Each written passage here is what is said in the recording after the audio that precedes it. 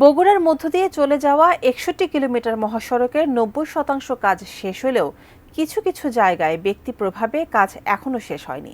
ঠ্যাঙ্গামারা এলাকা থেকে বিস্তারিত জানাতে যুক্ত হচ্ছেন উত্তরাঞ্চলীয় ব্যুরো প্রধান চপল সাহা। চপল, বগুড়ার রাস্তা যতটুকু বাকি আছে সেটা কতদিন নাগাদ শেষ হতে পারে বলে আপনি জানতে পেরেছেন, এই ব্যাপারে কি খবর আছে আপনার কাছে? যা বলছিলেন আপনি, ঘটনাটা হলো যে বগুড়ার উপর দিয়ে যে চলে যাওয়া ৬১ কিলোমিটার মহাসড়ক, এখানে আপনার যে ফ্লাইওভার আছে সে ফ্লাইওভারগুলোর প্রায় ১৩টি ফ্লাইওভারের মধ্যে সব খুলে দেওয়া হয়েছে, একটি ফ্লাইওভার এখনো খোলা হয়নি। কিন্তু আমরা যে জায়গাটা দাঁড়িয়ে আছি এই জায়গাটা আপনি দেখতে পাচ্ছেন যে এই জায়গাটা ঠ্যাঙ্গামারা এলাকা। এই জায়গায় ব্যক্তি প্রভাবে আপনার তারা কোনো রকমভাবেই জায়গা ছাড়ছিল না। ব্রেকফাস্ট, টিফিন কিংবা স্ন্যাক টাইমে মজাদার আয়োজন মানে অল টাইম ব্রেড।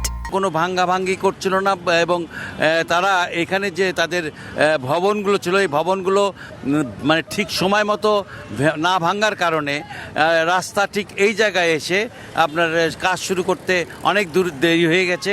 আপনি জানেন যে ঈদ এগিয়ে আসছে, ঈদ যত এগিয়ে আসছে ততই কিন্তু ঈদকে নির্বিঘ্ন করতে আপনার এই মহাসড়কের উপর দিয়ে বলতে পারেন গাইবান্ধা, রংপুর, লালমনিরহাট, কুড়িগ্রাম, তারপর আপনার ঠাকুরগাঁ, পঞ্চগড়, এই যে ৮টা ডিস্ট্রিক্টের ৮টা জেলার বাস কিন্তু এই রাস্তার উপর দিয়ে যাবে।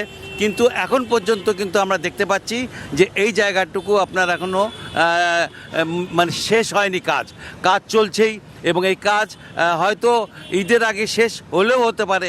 তবে এখানকার যে আমরা কথা বলে জেনেছি, এখানকার যারা কনস্ট্রাকশনের কাজ করছেন তারা বলছেন যে আমরা কথা বলতে পারবো না, কারণ এই জায়গাটা প্রভাবশালী ব্যক্তির এলাকা।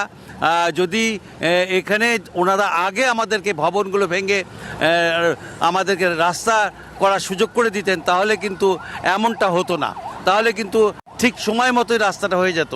এই জায়গাটায় রাস্তাটা দেখা যায় মাঝে মাঝে এখানে দুর্ঘটনা ঘটে, কারণ একটা রোড দিয়ে আপনার যাওয়া আসা করছে বাসগুলো এবং বিভিন্ন যানবাহন, ফলে যে কোনো মুহূর্তে দুর্ঘটনা ঘটছে এবং এই দুর্ঘটনাগুলোর কিন্তু শিকার হচ্ছে সাধারণ মানুষ। রুমিতা।